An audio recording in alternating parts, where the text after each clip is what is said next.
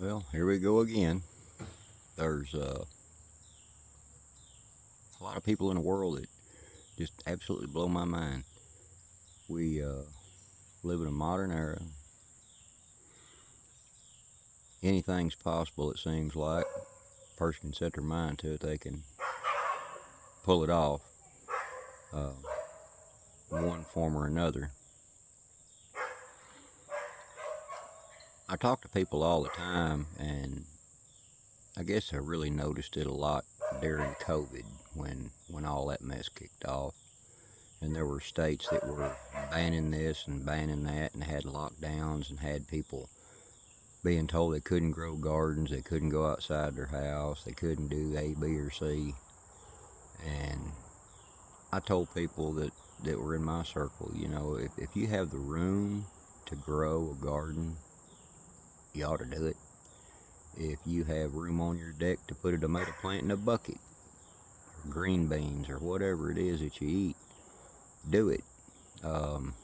If you have the land and the resources to obtain meat, perfect your skills and do it.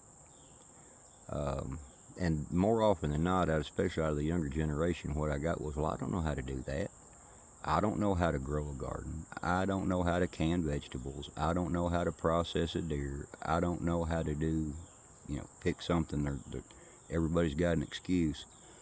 And some of them in my own family have told me this. Well, I don't know how to do that. You might know, Dad, but I don't know how to do that. You've got these things called cell phones here, You spend all day with your nose stuck in TikTok or Instagram or Facebook or Google. There's a wealth of information at your fingertips, people. You've gotten to the point where most folks are too lazy to sit down and read a book. I think our education system is responsible for 99% of that. I remember when my kids were in high school. My youngest ones are 24 years old now, and I remember their later years in high school, they didn't even have textbooks for a particular subject. Everything was on a tablet or a laptop or a computer in class. So you couldn't even help them with homework because they didn't have a textbook. Myself, I've been kind of stubborn about learning how to do things. When it comes to people saying, well, you can't do that, you find a way. If you don't have a tool, you figure out a way to make it. If you don't have a particular piece of furniture, I built a shelf to go over my reloading table. You go to the store and they've got all this IKEA crap that's, or IKEA type. I'm not knocking the brand or anything, I don't own any of it, but you can make things, or people before us made things. People made good livings making things out of wood or metal or what have you, with their hands. They didn't have to have the latest and greatest woodworking shop at their disposal, and they didn't have to hire somebody. If they needed it, they made it. If it needed doing, they did it. There's not anything stopping us from doing the same thing now other than, the want to. If you don't have the can do, like I said, educate yourself. Anything you can think of, whether it's working on a vehicle, there's a YouTube video for just about anything vehicle related. You can pick up the solution for whatever ails your car or your truck or your tractor, or your kitchen faucet or your commode or whatever else is on the blink at the moment. It's just a matter of having the want to. There's no excuse for not having the can do. I've had a lot of people give me excuse after excuse as to why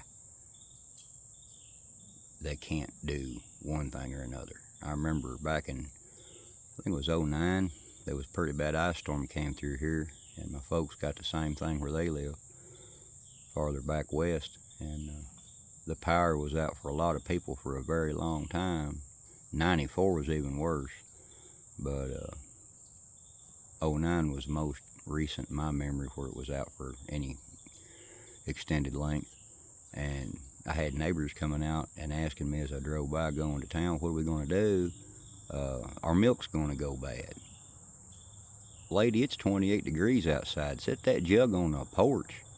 It ain't gonna go bad sitting out in 28-degree ambient air.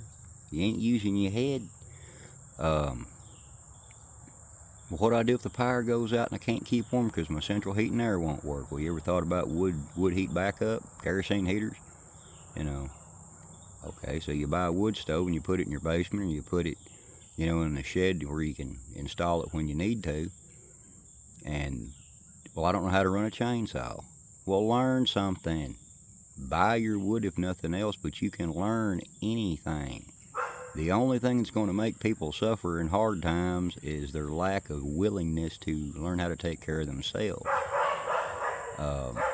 Don't ever bank on somebody else being there to pick you up or prop you up when things get rough. It's pitiful. Absolutely pitiful. It blows my mind. Well, I don't have time. My time's worth more than that, they'll say. I'm not going to go out and spend a Saturday cutting firewood. My time's worth more than that. Well, you tell me how valuable your time is when you're sitting there with your face turning blue because it's, 16 degrees in your living room. You can't have any pity for anybody like that. There's always a solution to a problem. We just need to utilize what the good Lord gives between our ears and make it happen. If you can't do that, then you've got bigger problems than what the world's going to bring you. You're providing most of them on your own. So that was my thought for today. And we'll see what happens going forward. We're